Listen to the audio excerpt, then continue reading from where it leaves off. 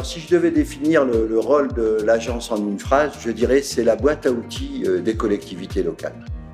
C'est vrai, c'est l'outil qui leur permet au quotidien de faire avancer leur dossier et leurs réflexions. L'événement territorial qui m'a le plus marqué, c'est incontestablement le pacte 1 et le pacte 2 et maintenant le travail sur le pacte 3. Mais globalement c'est le pacte, quoi. Parce que d'abord, il embrasse un certain nombre de sujets fondamentaux et bien sûr de ce qui se fait avec l'ensemble des collectivités locales. Et puis, il y a cette fameuse RN2 qu'on attendait depuis 50 ans et qui est arrivée grâce au pacte, puisque c'est là que nous avons eu des moyens. On pourrait parler aussi du contournement de Maubeuge, qui est maintenant, qui fait partie aussi de cette réflexion. Et plus globalement d'ailleurs sur le désenclavement du territoire, on n'oublie pas le ferré. Et avec le ferré, c'est normalement un Paris-Bruxelles qui devrait revoir le jour après des dizaines d'années d'absence, en s'arrêtant sur Aulnois et permettant au territoire de l'Avesnois, par cette gare, d'aller vers Bruxelles et bien sûr d'aller aussi vers Paris, où il y a 5 allers-retours et il y a des creux dans la raquette, des trous dans la raquette à certaines heures. Alors le projet que nous avons mené à l'ADU qui m'interpelle et qui me marque le plus, c'est le SCOT, mais le SCOT avec le ZAN, qui est aujourd'hui un sujet très très important pour notre territoire, qui crée des débats que je trouve plutôt intéressants, parce que ça nous oblige à poser un regard sur notre consommation des espaces et des terres en général, et de regarder comment, en étant chacun colibri, on peut arriver à préserver je dirais l'équilibre alimentaire, je dirais même pas l'équilibre alimentaire, je dirais l'indépendance alimentaire de notre pays. Voilà. Je crois que ça, c'est un sujet important. Et puis après, c'est le travail qui est mené, parce que finalement, c'est un peu lié, sur l'activité industrielle, les lieux, les zones que nous avons dans le SCOT, la possibilité de créer, et tout ce travail parallèle sur les friches. Voilà, on est sur un ensemble cohérent. On est sur un ensemble cohérent qui permet effectivement de porter un regard sur l'avenir de ce territoire et de sa place dans la réindustrialisation de la France. Ma plus grande satisfaction et ma plus grande réussite, et je crois surtout, c'est que j'aime beaucoup parce qu'elle est partagée par l'équipe, donc c'est pas une vue de l'esprit, c'est qu'on devienne réellement cette agence pour l'Avesnois, la Sambre avesnois, le Valenciennois, le Cambrésis, enfin le Hainaut. Puisqu'avant nous étions les territoires du Hainaut à l'époque des Pays-Bas espagnols. Et donc, c'est ce qui... vous voyez, je pense qu'il faut, et on y va, là, je sens bien que progressivement, cette agence, elle progresse, elle avance. Elle a d'abord un bon directeur qui est un développeur. Voilà. Parce qu'on n'avait pas forcément un développeur à la tête de l'agence avant. On avait des gens qui étaient pointus dans les études, dans ceci, dans cela, dans la réflexion. Et là, on a quelqu'un qui est un développeur. Et je l'ai voulu volontairement. Parce que une fois que cette agence, elle travaillera pour 700 ou 800 000 habitants, elle aura d'abord des moyens beaucoup plus importants, mais aussi elle pourra regarder le territoire encore à un autre niveau. Parce qu'aujourd'hui, il va être de plus en plus nécessaire de travailler un peu comme la métropole la métropole européenne de Lille, qui travaille sur un champ très vaste. Nous, il va falloir qu'on le fasse aussi également à travers les autres territoires, en restant ce que nous sommes les uns et les autres, mais il va y avoir une approche. L'approche économique, elle ne sera pas qu'une approche économique de l'Avesnois, elle sera une approche économique du Hainaut.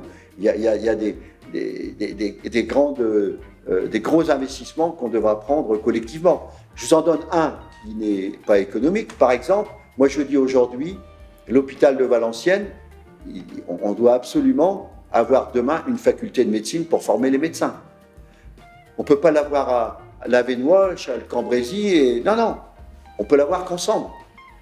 Et il y a comme ça un certain nombre de décisions qu'il faut prendre pour permettre effectivement de travailler dans certains domaines à la bonne échelle. Parce que quand on n'est pas à la bonne échelle et que chacun y prie pour sa chapelle, on n'arrive jamais à voir la cathédrale.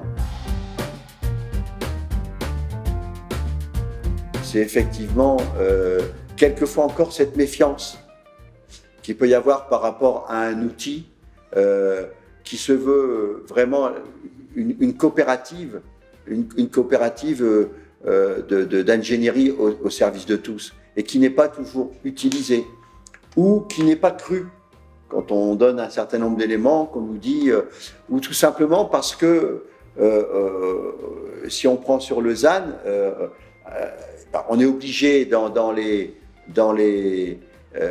aménagements du SCOT qu'on peut proposer ou dans différentes missions sur l'aménagement du territoire, de prendre en compte les lois qui ont été votées nationalement.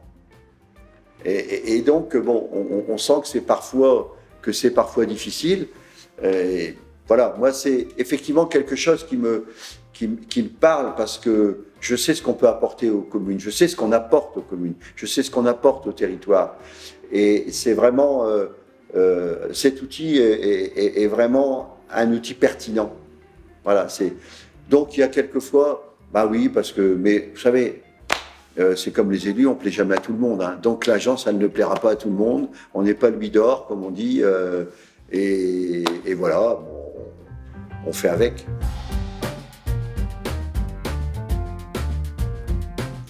Écoutez, moi j'ai vu effectivement l'agence dès sa création.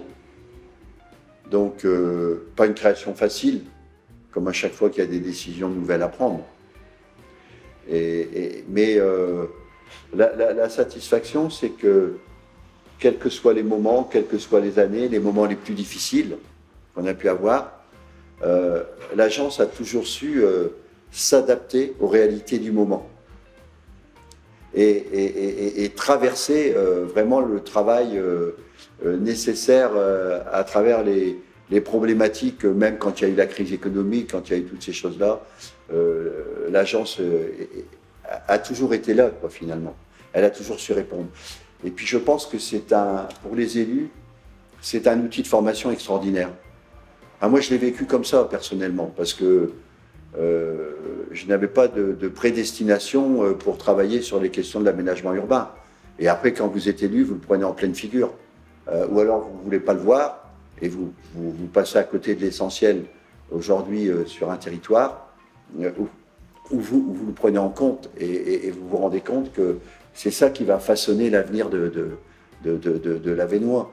Et donc, c'est cette capacité d'adaptation à tous les moments qui ont été tous différents quand je les regarde. Parce qu'il y a le moment où il y a eu l'arrivée de la crise, où l'agence explique qu'on va vers une crise grave. Et elle n'est pas crue. Mais elle continue d'expliquer. Et au fur et à mesure, on se dit, bah oui. Et puis après, il y a comment on va s'en sortir. Est-ce qu'on reste? Comment on traverse la tempête?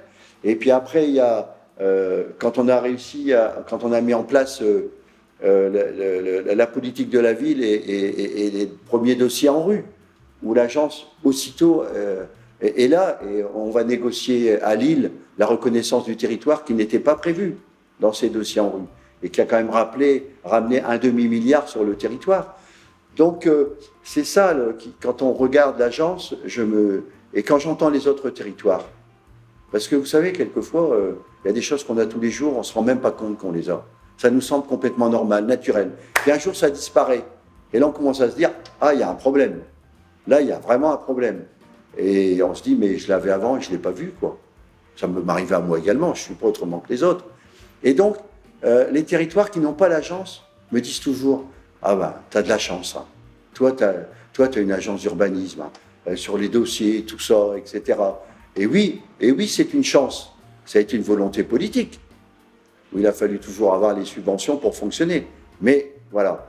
Et donc, quand l'agence regarde son bilan au bout de 50 ans, je pense qu'elle peut être légitimement satisfaite et encore plus légitimement confiante dans l'avenir.